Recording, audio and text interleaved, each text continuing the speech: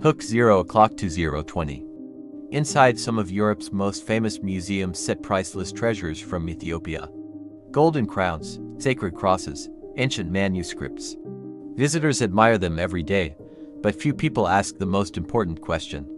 How did these sacred Ethiopian artifacts end up thousands of kilometers away in Europe? The answer begins with war, power, and one dramatic moment in Ethiopian history. Part 1. Ethiopia before the looting 0:20 to 1:10. Long before the scramble for Africa, Ethiopia was already one of the continent's oldest civilizations. Its churches held centuries-old manuscripts written in Ge'ez.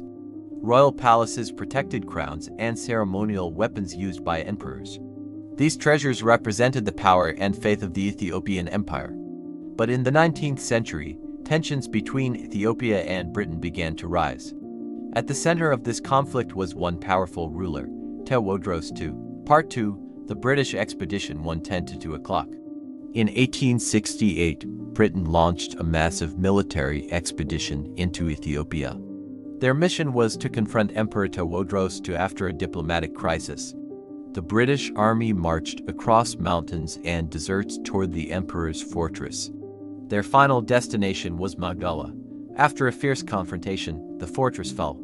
But what happened next would change Ethiopian history forever. Part 3. The Great Looting 2 o'clock to 3:10. When British soldiers entered Magdala, they discovered something extraordinary. Inside the fortress were royal treasures, sacred church objects, and ancient manuscripts. Instead of leaving them behind, soldiers and officers began collecting them. Historians say thousands of items were taken. Gold crowns were packed into crates, sacred crosses were wrapped in cloth. Manuscripts were removed from Ethiopian churches and monasteries. To transport everything, the army used hundreds of mules and elephants. These priceless artifacts were then shipped from Africa to Europe. Part 4. Where the treasures are today 3:10 to 4:10.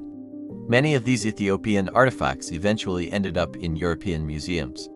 Today, some are displayed in institutions such as the British Museum and the Victoria and Albert Museum in London. Visitors can see them behind glass displays. But the story of how they were taken is often missing from the labels. For Ethiopians, these objects are not just museum pieces. They are sacred symbols of culture, religion, and identity. Part 5. The fight to bring them home for 10 to 450. For decades, Ethiopia has been asking for the return of these artifacts. Scholars and activists argue that objects taken during war should be returned to their original home. Some museums have begun discussing the possibility of repatriation. A few artifacts have already been returned.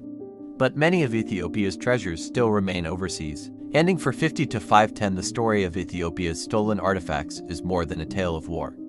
It is a story about culture, memory, and justice.